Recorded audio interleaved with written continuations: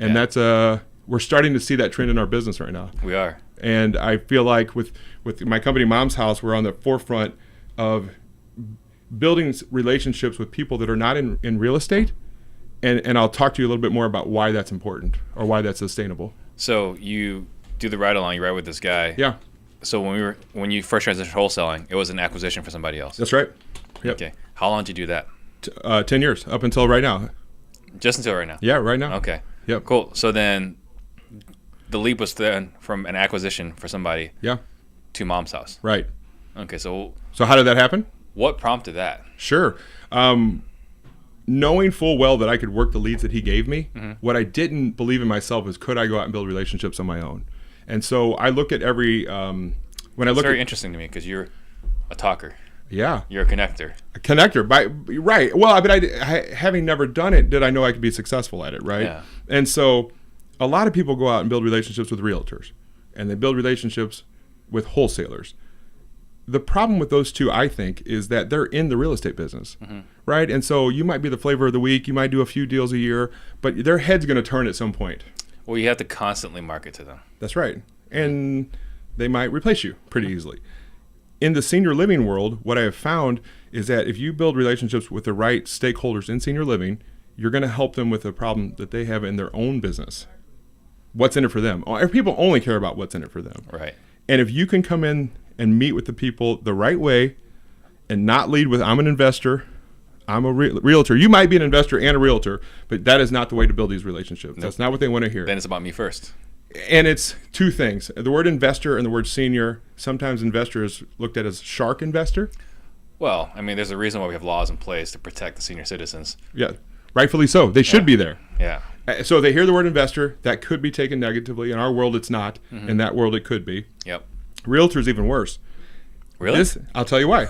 This industry has been fixing that problem for 30 years that one way. Oh, we refer to a realtor. So when they hear that you're a realtor, what's your value to them? Are you something? It's called the crocodile brain, right? You're a commodity. They don't need you. Yeah. Nothing's new. And so I have figured out ways through scripting to open up, unlock their brain, to let them understand that they know that they have a problem by asking questions that I already know the answer to, and to let them know that I solve the problem that they have. And each of the 10 people that I teach you how to network with all has a different what's in it for them. And I teach you how to unlock their brain to look at you as a resource that they can use month after month, year after year. But let's talk about how you came into this. Okay. Right, because you're working for somebody else. Yeah. I mean, what made you? What motivated you? Like, you know what? This is a need that needs to be filled. Back in 2011, I remember clearly we did 66 houses that year, and I said, "What is the stereotype about these sellers? Tell me a story. What's the similarity about these people?" And I say this all the time, so if you guys have heard it, forgive me, but it sounds like this. Dad died 8 years ago. Mom's been doing the best she can.